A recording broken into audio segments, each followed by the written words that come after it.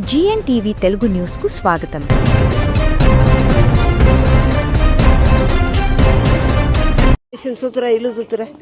ఇల్లు చూతురా లోపలికి రాజారు రాబిడ్డ చేసి ప్రాణాల దగ్గరకు వస్తున్నాయి. అన్ని మన ఏమంటారు పింఛన్ బుక్ నాశనమైంది, అన్ని చిట్టీలు నాశనమైనాయి, ఫోటోలు నాశనమైనాయి. 7:30కు వచ్చినాయి.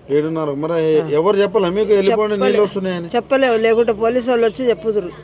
చెప్పినప్పుడు అసలు కొన్ని వచ్చినాయి, చెప్పినప్పుడు ఏమో ఇందాక ముందు ఇక్కడ చూడు కనబడుతుందా. ఇంట్లోనైతే మొత్తం అల్మారీ, కూలరు, గీలరు అన్ని నాశనం అయిపోయినాయి. కేసీఆర్ ఉన్నప్పుడు చెప్పేదా? చెప్పేది అప్పుడు చేసారు. 10,000 ఇచ్చారు, నీళ్ళు రాలేదు. జర ఉంటారా? అప్పుడు 10,000 ఇచ్చారు, గిన్నె నీళ్ళు వచ్చినాయి బిడ్డ ఇంట్లోకి.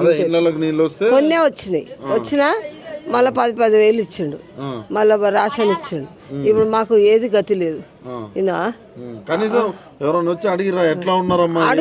అడుగుతురు పోతురు. వేరే వాళ్ళు ముస్లిం వాళ్ళు ఇవాళ కొన్ని ఇచ్చారు తిననీకి. ముస్లిం వాళ్ళు అంతే, ఏది గవర్నమెంట్ నుంచి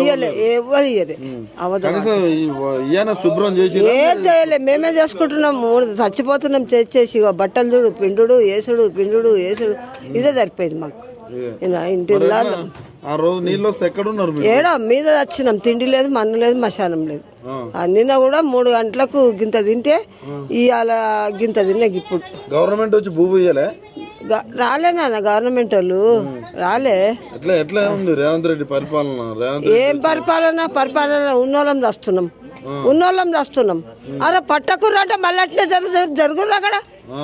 ఉన్నోళ్ళం చేస్తున్నాం బిడ్డ.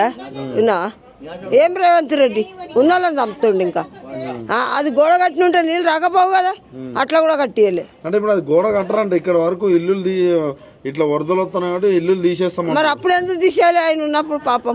ఎవరు చెప్పు, నువ్వే చెప్పు, ఎందుకు తీసేయాలి అప్పుడు? అప్పుడేం తీసేయాలి ఇల్లులు? చెప్పు, నువ్వు చెప్పు. ఎక్కడో తీసుకుపోయి అడవిలో ఎత్తేస్తే పని చేసుకొని తింటోళ్ళం, మేము అడవికి వెళ్ళి వచ్చి పని చేస్తాం. నువ్వే చెప్పు బిడ్డ. నా జాగాలో మీ అమ్మనే ఉందనుకో, నాయమంటావా? ఇది అంటే ఇన్ని రోజులు ఎప్పుడు ఇన్ని నీళ్ళు రాలే నా జిందగీలో రాలే. నేను 38 ఏళ్ళు ఇల్లు కట్టుకొని ఈడొచ్చిన. అడవి ఉంది, జర నన్ను కూర్చుంటే బాగుంది. అడవి ఉంది, అడవిలో ఒకటే ఇల్లు. ఇక్కడ అక్కడ ఎక్కడ ఇల్లు లేవు. అన్నం పంపాలంటే ఒక్కడే కొడుకు, నాకు ఒక్కడే కొడుకు. సంవత్సరం పిల్లగాని తీసుకొని వచ్చిన కొడుకు కూడా చచ్చిపోయాడు. 4 నెలలు 39 ఏళ్ళకే చచ్చిపోయాడు.